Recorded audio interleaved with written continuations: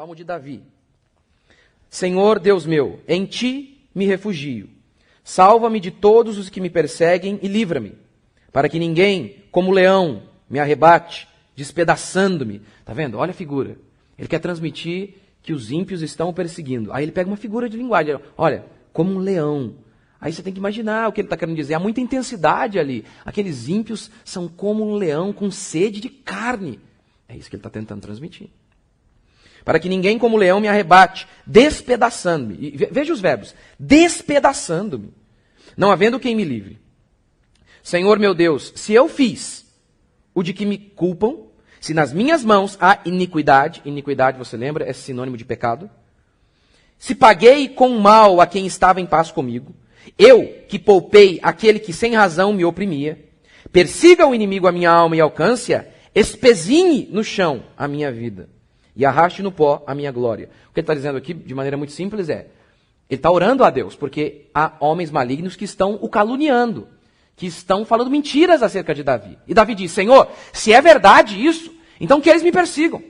E que eu seja esmagado por eles. Eu aceito o castigo. E ele continua. Verso 6. Levanta-te, Senhor, na tua indignação. E veja as palavras, veja a palavra que ele está usando. Indignação. Mostra a tua grandeza contra a fúria dos meus adversários. A indignação tem uma conotação muito próxima de fúria. Quando você está indignado com algo, não é? Ele está dizendo, mostra a tua indignação contra a fúria deles. É mais ou menos o seguinte. Mostra a tua ira diante da ira deles. Para que eles percebam que a ira deles é nada comparado com o Senhor quando está irado. Mostra a tua grandeza contra a fúria dos meus adversários e desperta-te em meu favor. Levanta-te e desperta-te. Parece que Deus está dormindo. Não está, mas é o que ele está transmitindo aqui. Segundo o juízo que designaste. Verso 7. Reúnam-se ao redor de ti os povos, e por sobre eles remonta-te às alturas.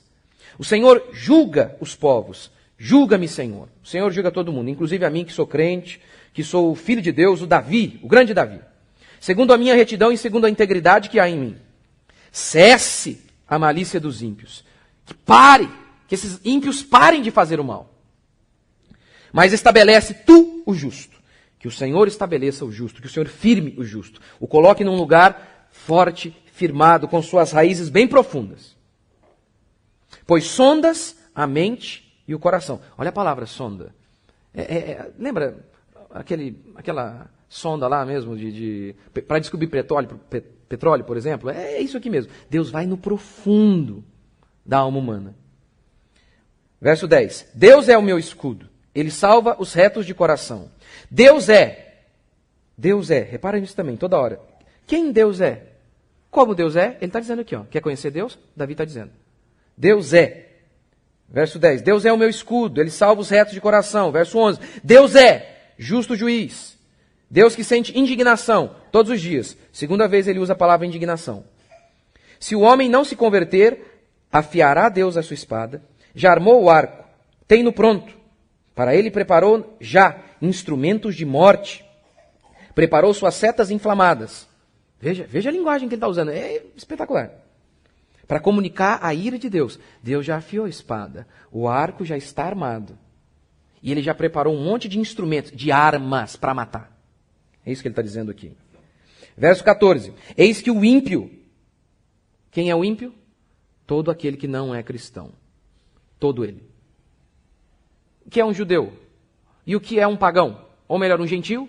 Um gentil é todo aquele que não é judeu. O que é um ímpio? Todo aquele que não é cristão. Todo o mundo. Não interessa se ele parece ser bonzinho. Se ele não é cristão, a Bíblia o chama de ímpio. Alguém condenado ao inferno. Eis que o ímpio está com dores de iniquidade. Concebeu a malícia. Dores de iniquidade. A mulher sente dores de parto. Ele está dizendo, o ímpio sente dores de iniquidade.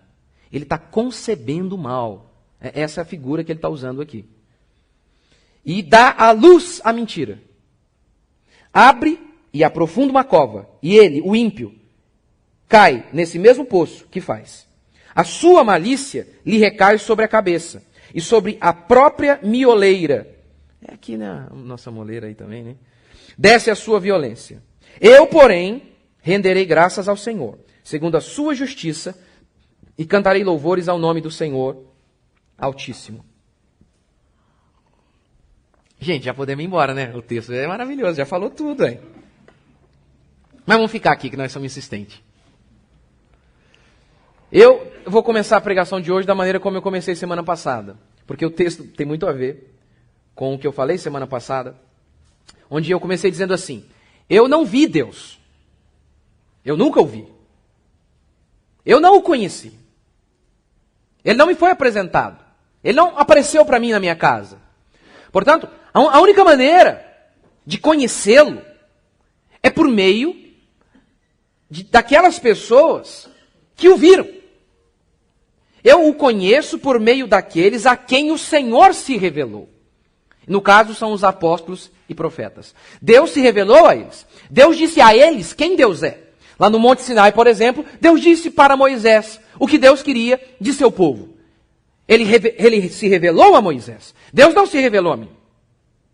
Portanto, a Escritura é a revelação de Deus acerca de quem Deus é. Quer saber quem Deus é? Quer conhecer o Senhor? Leia a Escritura e entenda a Escritura.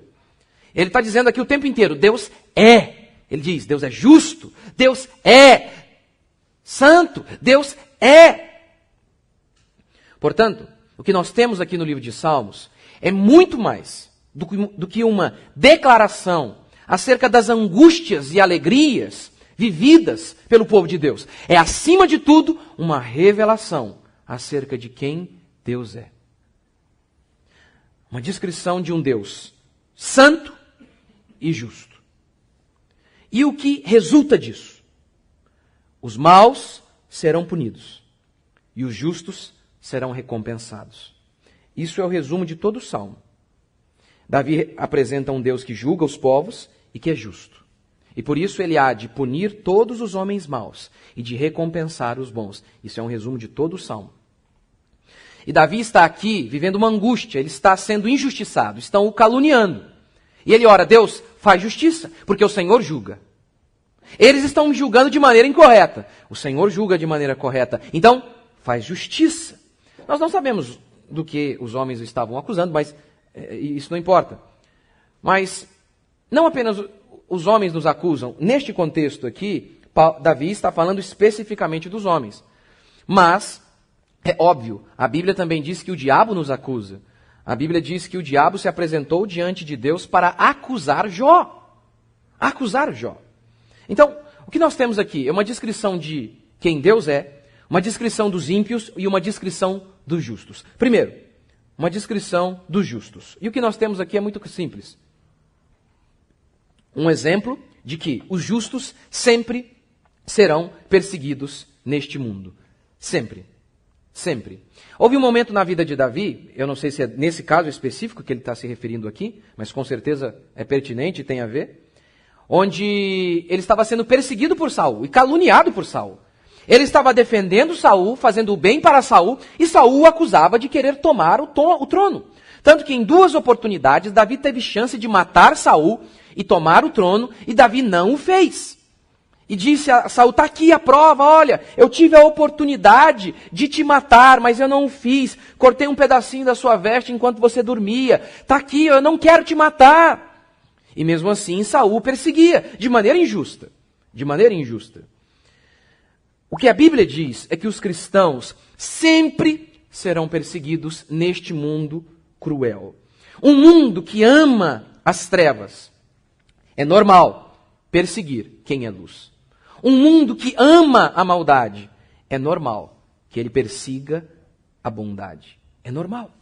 Portanto, a ambição humana, que é o desejo de ser aplaudido pelo mundo, não deve fazer parte da vida do cristão. Não deve. Ele não deve esperar aplausos deste mundo caído, deste mundo torto, que ama tudo aquilo que é imoral, tudo aquilo que é errado. Ele deve esperar que ele seja perseguido. Jesus disse isso. Ai de vós quando todos te louvarem, quando o mundo todo te louva é porque você tem algum problema. Porque o mundo procedeu dessa maneira com os falsos pastores, com os falsos profetas, com os falsos servos de Deus. Os verdadeiros servos de Deus sempre serão perseguidos. Sempre, sempre. O mundo não mudou. O mundo continua odiando Cristo e seus seguidores. O mundo não mudou, nunca mudará. O mundo sempre amará o que é mal e odiará o que é bom. Segundo, nós temos uma descrição do ímpio. Ele diz, o ímpio é como um leão, com sede de sangue, sede por devorar o justo, sede por perseguir o justo. Depois ele diz no verso 14 que o ímpio, ele está parindo o mal. Lá em Miqueias, capítulo 2, versículo 1, Miqueias usa uma outra figura de linguagem, mas que comunica a mesma coisa. Ele diz assim, o ímpio maquina o mal. Ele está ali, produzindo na cabeça dele o mal, elaborando o mal. É mais ou menos a mesma ideia aqui. O ímpio está ali, ele cuida com todo carinho da maldade que ele está produzindo. Como um bebê. Ele ama fazer o mal. Ele ama com seu ser. Ele alimenta essa maldade. E um dia ele faz nascer. A Bíblia diz no versículo 15 e 16 também que o ímpio, ele prepara a cova para os outros. Mas ele cai nessa mesma cova que ele preparou. Ele diz que o ímpio arma ciladas para os outros, para o justo. Mas o ímpio há de cair nessa mesma cilada que ele armou para os justos. O maior exemplo disso está em Amã. Amã era um homem maligno, ele preparou uma forca para o justo Mordecai. E a Bíblia diz que Amã é quem morreu na forca. Amã é que foi enforcado. E isso é uma descrição de todos os homens maus. Todos eles. Um dia, ou nesta vida ou na outra. Eles serão julgados, exterminados, aniquilados, condenados eternamente. Aqueles que não se arrependerem serão tratados dessa maneira. Vão cair na cova e vão colher todo o mal que eles plantaram. Por último, terceiro, e aqui eu vou demorar mais, uma descrição acerca de quem Deus é. E quem Deus é? Quem Deus é? Deus é justo, diz Davi. Ele salva o justo e pune o ímpio. Essa é a descrição básica de quem Deus é, dita por Davi aqui. Eu vou dividi-la em 5. Mas essas 5 descrições de Deus se resumem em uma só. Deus é justo, ele pune, em consequência dessa justiça, pune o homem mau e recompensa o bom homem. Então, em primeiro lugar, como que isso se manifesta? Que ele fica indignado com o mal todos os dias. No verso 6, veja o que ele diz. Levanta-te, Senhor, na tua indignação. No verso 11, ele diz, Deus sente indignação todos os dias. O que significa ficar indignado? O primeiro sentido é ficar muito ofendido com algo. Daí então, não se acomodar também. Não se acomodar com aquilo que é mal. Não tolerar o que é mal. Essa é a melhor definição. A indignação é não tolerar o que é mal. Por exemplo, a Bíblia diz que o Paulo estava pregando o evangelho. E aí então, uma mulher possessa ficava falando para todo mundo, todo dia, olha, Paulo é homem de Deus, Paulo é homem de Deus, Paulo é homem de Deus. Aí diz o texto que Paulo, ouvindo aquilo todo dia, ficou indignado. É claro, porque ouvir do demônio que você é homem de Deus não é bom, né? É tipo ouvir do Lula, não, pode confiar no pastor Rodrigo, o Lula diz que ele é bom. É a mesma coisa, não vale nada. Então, veja o que o texto diz, que Paulo ficou indignado, porque todos os dias a mulher fazia aquilo. Ele não tolerou mais e falou, basta! Tum! E expulsou o demônio da moça. Essa é a ideia de indignação. Você vê algo errado, algo maligno e você não tolera. Você fica muito ofendido com aquilo e você não tolera aquilo. Veja o que Davi está dizendo. Deus sente indignação todos os dias. Ou seja, ele não tolera o mal. Ele não tolera. Ele nunca se acostuma com o que é mal. Olha, ontem eu estava indo para a igreja, para o prédio da igreja, né? E, se não me engano, eu estava ouvindo na Voz do Brasil, que é um programa do governo. O seguinte relato. Transsexual que quis usar o banheiro feminino, o proprietário não deixou, como resultado o juiz processou o empresário, multando em R$10.000, porque o transexual foi oprimido. Só um parênteses, não é seu tema, meu tema, mas eles já possuem coragem para isso. Quanto mais falta eles aparecerem ali e me prenderem, e todos aqueles que falarem que homossexualismo é errado e vai para o inferno quem não se arrepender disso. São dias maus. os verdadeiros cristãos serão provados. Ouça isso. Então, o homossexualismo, esse é o meu exemplo hoje, ou a homossexualidade, como ele, né? Então posso ser processado também, falar homossexualismo. Homossexualidade, eles gostam. Essa semana aparece um cantor famoso, saiu do armário. Revelou que é, né? Que é. E aí, os fãs escreveram algo assim: parabéns, que Deus abençoe o casal. Como chegamos nesse nível? Como? Maldade, dia após dia, sendo semeada, até num momento onde todo mundo se acostumou, achou normal isso, e pede até a bênção de Deus sobre isso. Inclusive, cristãos vão se acostumando com o que é mal. Cristãos.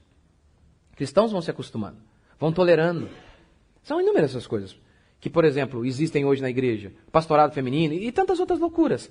É errado, mas eles foram tolerando. E um dia toleraram de maneira tão intensa que hoje, quem critica isso é considerado um herege. É o meu caso. E o caso de todos os pastores que pregam isso. Deus não é assim. Deus se indigna com o mal hoje, Ele se indigna com o mal amanhã e se indigna depois. Hoje até pais cristãos acham o homossexualismo normal. Por quê? Um dia se semeia a novelinha, outro dia se faz um filme em Hollywood, O Segredo de Brokeback Mountain. Né? Sabe o que é isso? 2 cowboy. Gay. Olha que coisa. Esse é o filme. Olha que bonito. Aí os 2 cowboys iam passear na floresta, literalmente. Né?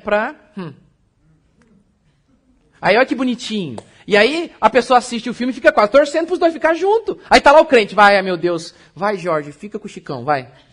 Jorge, você tem que ficar com o Chico, Jorge, tem que terminar junto, Jorge. Aí o crente depois tá essa estupidez e tá sendo semeada isso todos os dias. E aí então a gente chega no nível desse. Deus abençoe essa união. Deus fica indignado com o mal todos os dias. Por que nós deveríamos ser diferentes? Nós não podemos nos acostumar com o que é mal. Tudo aquilo que nós sabemos que é mal. Tudo aquilo que é mal. Nós devemos sentir o que Deus sente. Ira contra aquilo que é mal. Segundo, o texto diz que Deus é justo juiz.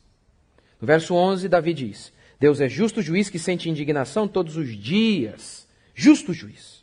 Justo. Ele julga os corações. Julga os corações. Ele sonda os corações. No mundo, pode haver confusão sobre quem é quem é justo e quem não é. Juízes podem julgar de maneira errada. Homens podem enganar outros homens. Mas não há confusão diante de Deus. Deus sabe quem é justo e quem não é. Deus sabe. Homens podem enganar muito bem os outros. Homens podem enganar muito bem qualquer outro homem. Mas não podem enganar o Senhor.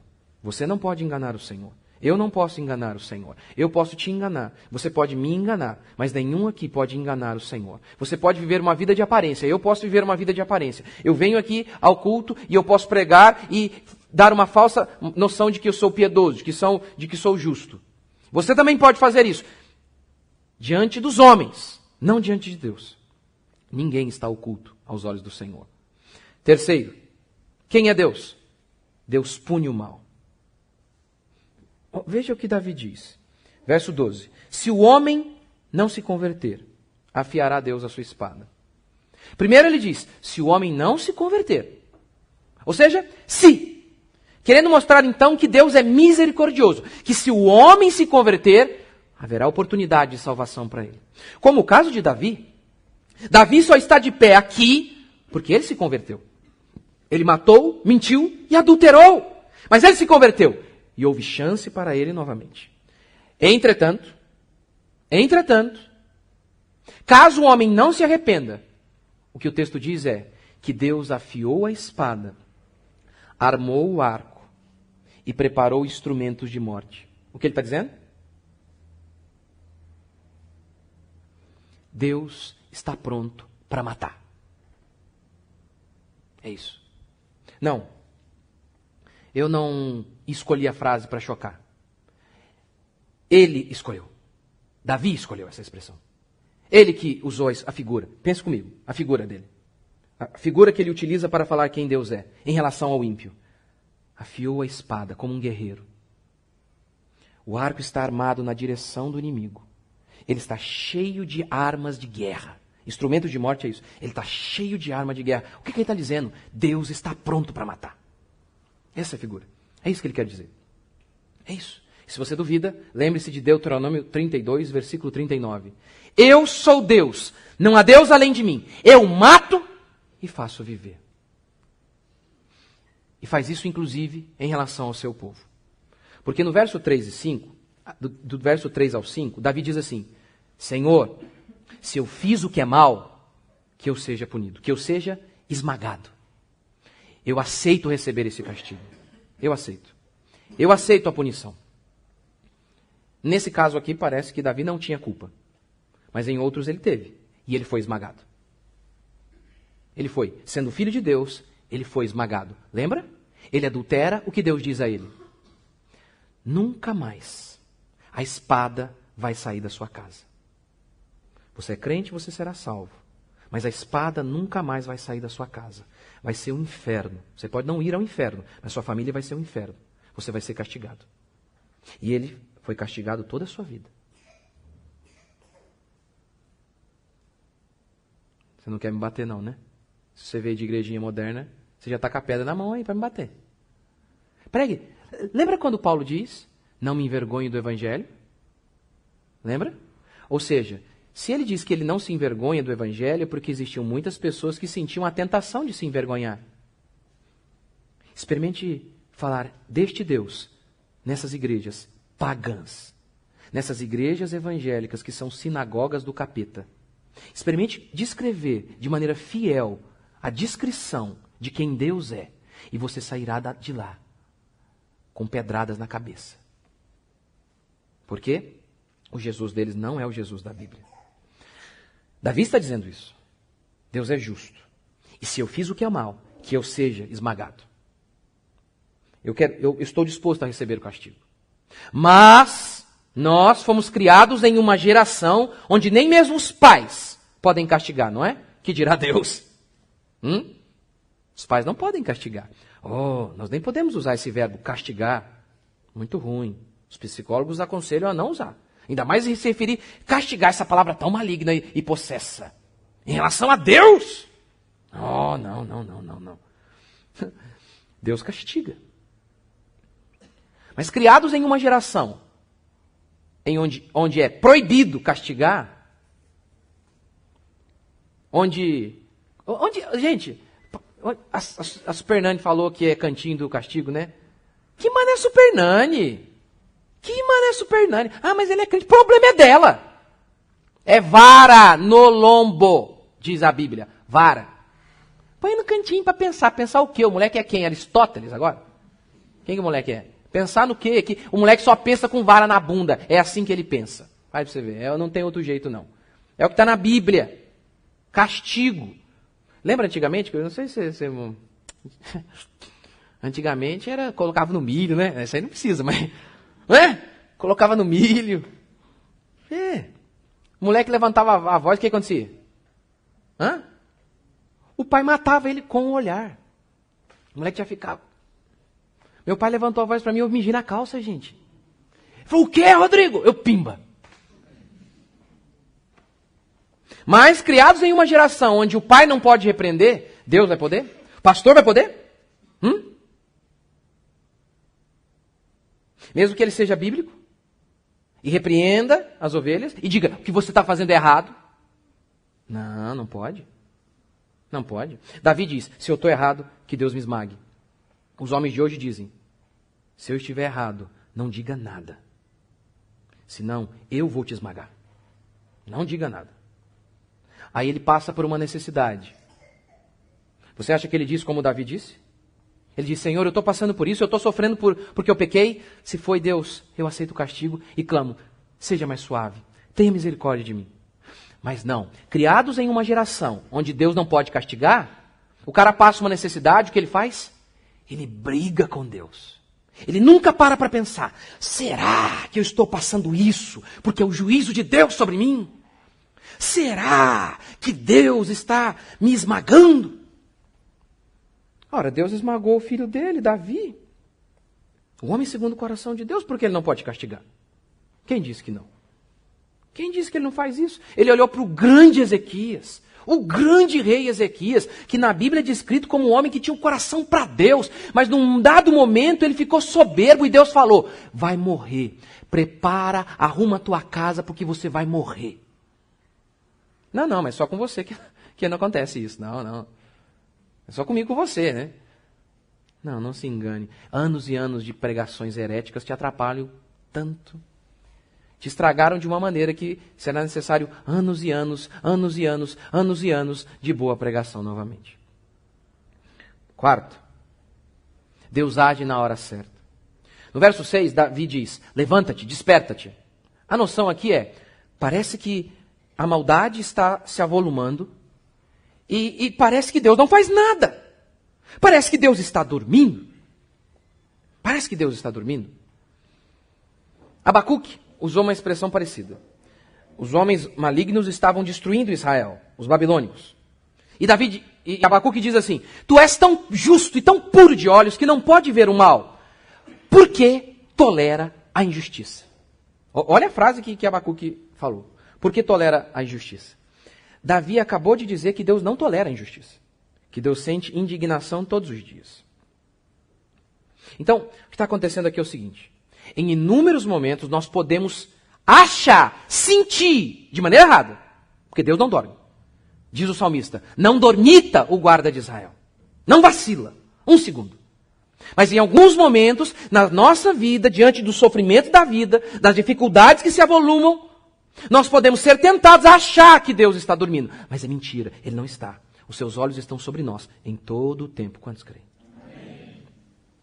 Mas nessas horas, nós podemos clamar, Senhor, intervém, levanta-te, faz algo na minha vida. Eu preciso do Senhor. Mas nunca pense naquele discursinho de para-choque de caminhão, não da Bíblia. Deus tarda, mas não falha. Não. Deus não tarda. Não, Deus nunca atrasa. Deus vem na hora certa. Na minha e na sua vida. Se Ele ainda não veio, pode saber. O busão de Deus não está atrasado. Não, ele vai chegar. Por último, Deus recompensa os justos. Verso 10. Deus é justo juiz. Desculpa, verso 10. Deus é meu escudo. Ele salva os retos de coração. O justo é reto de coração. Como assim? Lembra quando Deus vai escolher Davi mesmo para ser rei? Aí ele diz para Samuel, não olhe a aparência, porque eu olho o coração. O que significa isso aqui? Por exemplo, você pode se submeter. Uma pessoa que trabalha na igreja, ele pode se submeter à liderança. Por quê? Porque ele tem medo de perder o emprego. Só isso. Ele não se submete porque Deus mandou que ele se submetesse. Ele não se submete de verdade. Ele se submete para aparecer, por algum medo de perder dinheiro ou alguma outra coisa. Ele não é reto de coração. Ele é reto por fora apenas. Apenas exteriormente. O interior dele é podre. Calvino diz o seguinte, comentando isso aqui. Embora os ímpios pareçam triunfar aos olhos do mundo, eles terão que comparecer perante Deus. Onde a pergunta não será, quais foram vossos títulos? Ou, qual foi o esplendor das vossas ações? E sim, qual foi a proporção da pureza de vossos corações? Esta é a ambição do cristão. Ser reto diante de Deus. Você duvida? Você já leu Reis? O livro de Reis narra a história dos governantes de Israel, os monarcas. E aí, sempre, a história de cada rei começa assim. Morreu Salomão, nasceu seu filho, Roboão. E aí, toda a vida daquele homem, toda a existência daquele homem é resumida em uma frase. Fez o que era reto perante Deus ou fez o que era mal perante o Senhor. Em número 6, descritos no livro de Reis, em número 6, não se menciona nada. Nenhum detalhe da vida deles. O que fez, qual política ele adotou, se ele expandiu o reino ou não. Nada. Só isso. Fez o que era reto ou não fez. E dos 6, que se narra alguns detalhes da vida deles, tudo é narrado em conformidade com essa sentença. Fez o que era mal ou não. Fez o que era mal, e aí é narrado o que ele fez de mal. Fez o que era reto, é narrado o que ele fez de reto. É só isso que importa. É só isso que importa diante de Deus. Toda a sua existência naquele dia, quando Jesus Cristo voltar, Ele não vai perguntar quanto dinheiro você ganhou. Ele não vai perguntar quão bem sucedido você foi aos olhos do mundo. Ele não vai perguntar como as pessoas te viam. A única pergunta será se você foi reto diante de Deus. E Ele tem a resposta.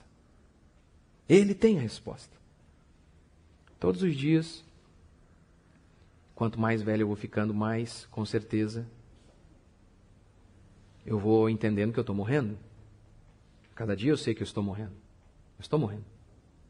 Nesse exato instante eu estou morrendo. E a cada vez eu sei da minha fragilidade. E aí, eu estava tomando banho e eu escorreguei, dei uma escorregadinha assim. E lembrei que a minha avó, eu não sei se foi no banheiro, mas ela escorregou e quebrou o fêmur. E aí eu estava no hospital para visitá-la e alguém até do lado falou, não, minha avó também, isso quebrou o fêmur. O que aconteceu? Morreu. Eu falei, nossa, obrigado. Obrigado, moça, me ajudou aqui, ó. Que legal pra caramba. E aí eu pensei, puxa vida, ela quebrou o fêmur, aí não consegue recuperar, um monte de complicações e tal, nem... Enfim. Aí eu falei, gente, agora eu escorreguei aqui, eu tenho 35 anos, mas eu vou escorregar depois de velho. Né? Aí eu escorrego, posso me arrebentar todo. Puxa vida, gente, a gente é extremamente frágil. Extremamente frágil. Extremamente. Tudo que a gente faz deve ser visto nessa ótica. Como você lida com a sua esposa? O Senhor está vendo. Como você lida? Comigo. Como você lida comigo? Como você lida com os líderes desta igreja? Porque a Escritura diz que nós devemos nos submeter. Como você lida lá no seu trabalho? Com seus clientes ou com seu patrão? O que você faz? O que você faz? O que você tem cultivado aí no seu coração? Você está aqui e talvez com a carinha bonitinha, mas o que você cultiva aí? Eu não sei. E também não interessa eu saber ou não. O Senhor sabe. E por isso, a Escritura diz que nós devemos viver no temor do Senhor todos os dias, com um coração humilde. E buscando isso aqui, sermos retos diante do Senhor. A Bíblia nunca diz, busque ser rico. Nunca diz. A Bíblia nunca diz, busque a felicidade. Nunca diz. Ela diz, busque o reino de Deus e a sua justiça. E estas coisas serão acrescentadas. Essa é a busca do cristão. A grande ambição do cristão é ser justo. É servir a Deus. Essa é a nossa ambição. É o que Davi está dizendo aqui. Ele descreve os ímpios, fala que eles são maus, e no final ele diz, eu, porém, eu sou diferente deles. Eu não sou como eles. Eles maquinam o mal, eles projetam o mal, eu não. Eu dou graças a Deus. Aí ele diz, segundo a sua justiça, eu cantarei louvores ao teu nome. E eu quero andar no teu caminho. Por isso ele diz, julga-me segundo a minha retidão. É o que nós devemos fazer. Viver todos os nossos dias à luz do Senhor. À luz da eternidade. Lembrando constantemente que somos imortais. Imortais. Imortais. Imortais. Que a nossa vida aqui neste mundo é apenas uma fagulha, um pedacinho à luz da eternidade. É insignificante à luz de tudo aquilo que ainda vai acontecer. Portanto, que vivamos uma vida reta diante do nosso Deus.